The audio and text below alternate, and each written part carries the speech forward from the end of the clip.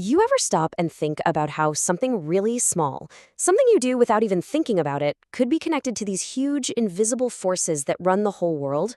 It sounds like a stretch, right? But today, we're going to pull back the curtain and see just how connected everything really is.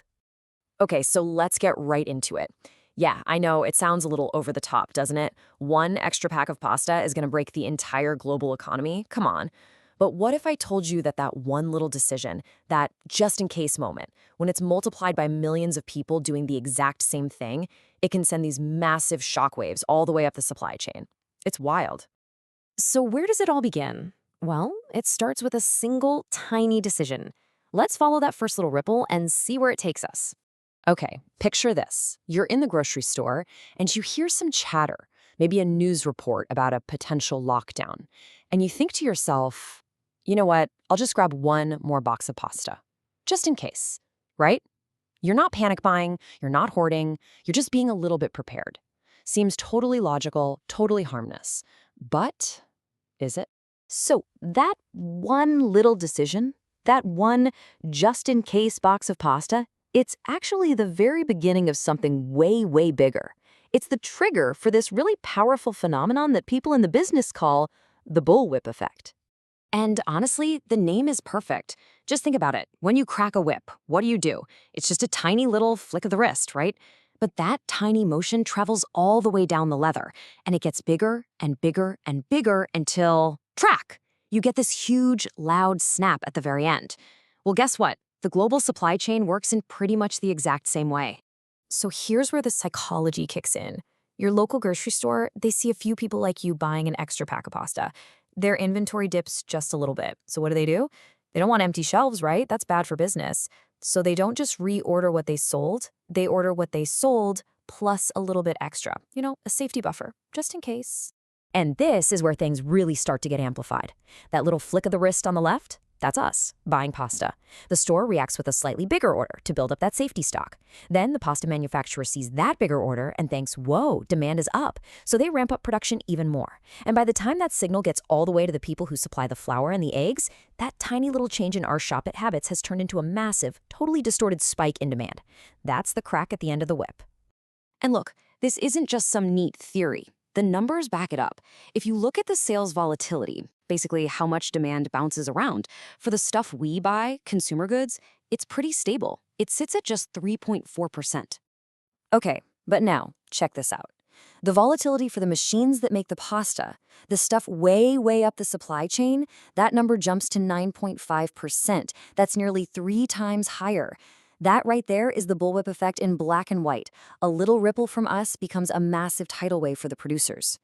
So for a long time, this bullwhip effect was something companies knew about. It was a problem, sure, but a manageable one.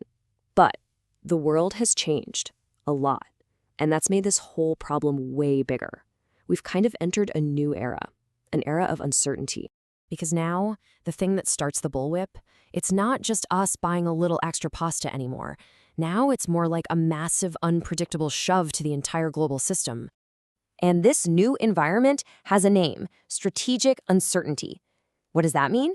It basically means the very foundations that global trade was built on, things like stability, predictability, they're all being challenged. We're talking geopolitics, trade wars, and just huge, random shocks to the system that nobody sees coming. So what's causing all this uncertainty? Well, it really boils down to 3 big things. First, you've got a lot more people who are skeptical about globalization itself. Second, the line between the tech you use every day, like your phone, and big national security issues is getting super blurry. And third, you have this intensifying competition between major powers like the US and China, and it's basically rewriting all the rules of global trade as we go. So you have to ask, what happens when you take that bullwhip effect we talked about and you smash it together with all this new strategic uncertainty? Well, what you get are some really deep, really dangerous cracks in our global supply chains. Let's make this real. We're going to look at a couple of case studies, starting with a trade dispute between Japan and South Korea. And this thing happened fast. I mean, really fast. What started as a political disagreement suddenly spilled over into global business. Japan, out of nowhere, restricted exports of three chemicals that are absolutely essential for South Korea's giant semiconductor industry. And you have to realize we're talking about the chips that are in your phone, your car, literally everything. Suddenly, all of that was at risk. It took just a few months for this to blow up into a formal dispute at the World Trade Organization. This was politics being used as a weapon, aimed right at the heart of a critical global supply chain. But that was just one industry. Then, something even bigger happened. A shock that didn't just target one part of the system. It hit every single supply chain on the entire planet. I mean, right at the start of the COVID-19 pandemic, the impact was just immediate and massive. 62% of companies in North America said they were already seeing order delays from China. But what's maybe even more worrying is that almost half of them admitted they had no plan B. No strategy at all for dealing with this kind of disruption. The pandemic wasn't just another flick of the whip. It brought the whole machine to a screeching halt, and it showed everyone just how fragile the whole thing really was. So all of this, it brings us to this huge, central question that every company and every government is wrestling with right now. And it's this fundamental trade-off between two big ideas: efficiency versus resilience. For decades, the name of the game was just in time. Everything was about maximum efficiency. Parts would show up at the factory exactly when they were needed. No wasted warehouse space, costs were super low. It was brilliant. But that whole system relies on one thing: a stable, predictable world.